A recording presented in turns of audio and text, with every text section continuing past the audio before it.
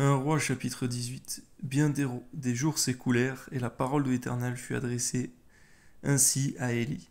Dans la 3e année, va, présente-toi devant Akab, et je ferai tomber de la pluie sur la face du sol. Et Élie alla pour se présenter devant Akab. La famine était grande à Samarie. Et Akab fit appeler Abdias, chef de sa maison. Or Abdias craignait beaucoup l'Éternel.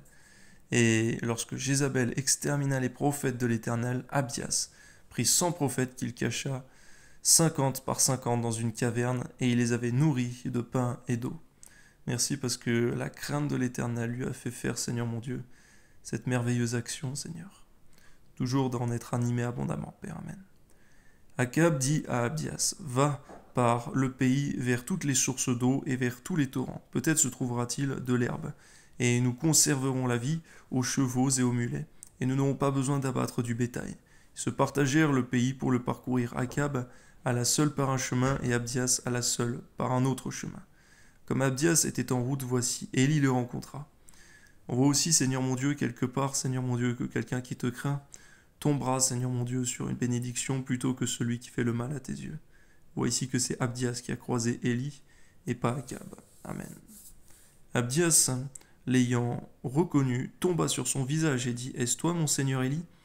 Et il lui répondit, c'est moi, va dis à ton maître, voici Élie. Et Abdias dit, quel péché ai-je commis pour que tu livres ton serviteur entre les mains d'Akab, qui me fera mourir?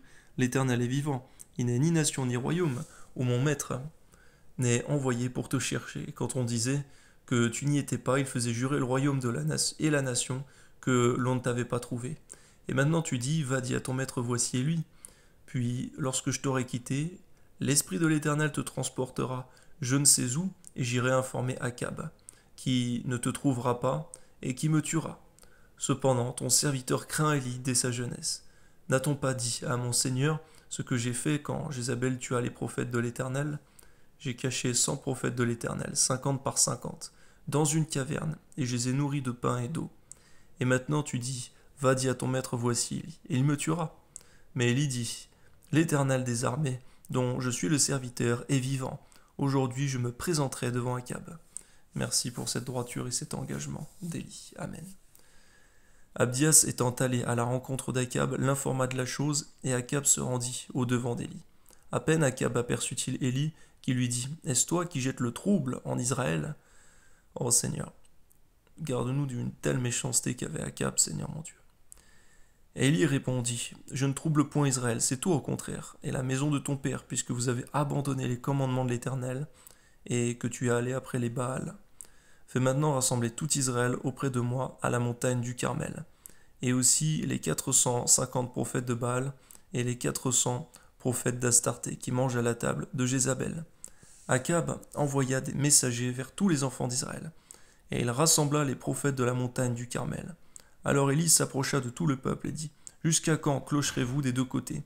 Si l'Éternel est Dieu, allez après lui, si c'est Baal, allez après lui.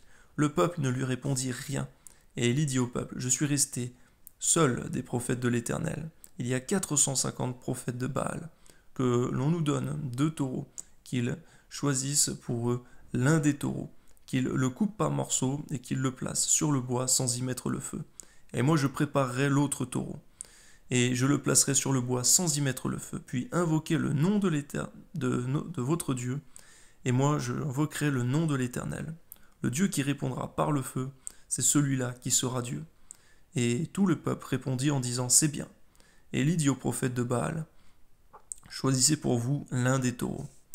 Préparez-le, les premiers, car vous êtes les plus nombreux, et invoquez le nom de votre Dieu, mais ne mettez pas le feu. Ils prirent le taureau qu'on leur donna, et le préparèrent. Et ils invoquèrent le nom de Baal depuis le matin jusqu'à midi en disant, Baal, réponds-nous. Mais il n'y eut ni voix ni réponse.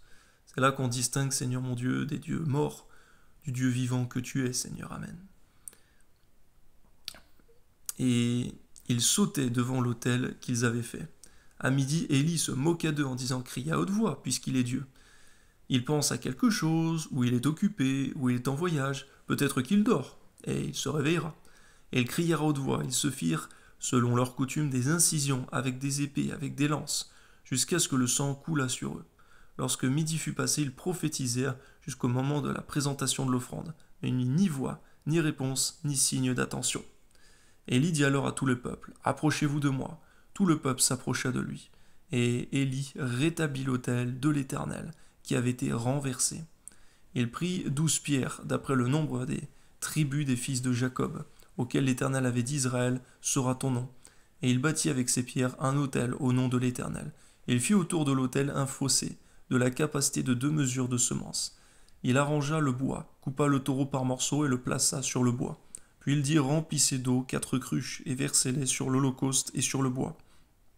Il dit, faites-le une seconde fois, et ils le firent une seconde fois. Il dit, faites une 3e fois, et ils le firent une 3e fois. Oh, quel sacrifice c'était, Seigneur, et quelle foi aussi, de verser toute cette eau alors que c'était la sécheresse. L'eau coula autour de l'autel, et l'on remplit aussi d'eau le fossé. Au moment de la présentation de l'offrande, Élie le prophète s'avança et dit, Éternel, Dieu d'Abraham, d'Isaac et d'Israël, que l'on sache aujourd'hui que tu es Dieu, et que tu es Dieu en Israël, et que je suis ton serviteur, et que je fais toutes ces choses par ta parole. Réponds-moi, Éternel, réponds-moi, afin que ce peuple connaisse que tu es l'Éternel Dieu, et que c'est toi qui ramènes les cœurs. Et le feu de l'Éternel tomba, il consuma l'holocauste, le bois, les pierres et la terre, et il absorba l'eau qui était dans le fossé. Quand tout le peuple vit cela, ils tombèrent sur leur visage et dirent, c'est l'Éternel qui est Dieu, c'est l'Éternel qui est Dieu. Amen. Saisissez les prophètes de Baal, leur dit Élie, qu'aucun d'eux n'échappe. Ils les saisirent, Élie les fit descendre au torrent de Kison, où il les égorgea. Et Élie dit à Akab, monte, mange et bois, car il se fait un bruit qui annonce la pluie. Akab monta pour manger et pour boire, mais Élie monta au sommet de Carmel, et se pencha contre terre. Il mit son visage entre ses genoux, et dit à son serviteur, monte, regarde du côté de la mer. Le serviteur monta, il regarda et dit, il n'y a rien. Élie dit, retourne 7 fois. Et à la 7e fois, il dit, voici un petit nuage qui s'élève de la mer, et il est comme la paume de la main d'un homme. Élie dit, monte et dit à Akab, attelle et descends, afin que la pluie ne t'arrête pas. En peu d'instants, le ciel s'obscurcit par les nuages, le vent s'établit et il y eut une forte pluie. Akab monta sur son char et partit pour Jizréel, et la main de l'Éternel fut sur Élie, qui se saignit les reins et courut devant Akab jusqu'à l'entrée de Jizréel. Amen.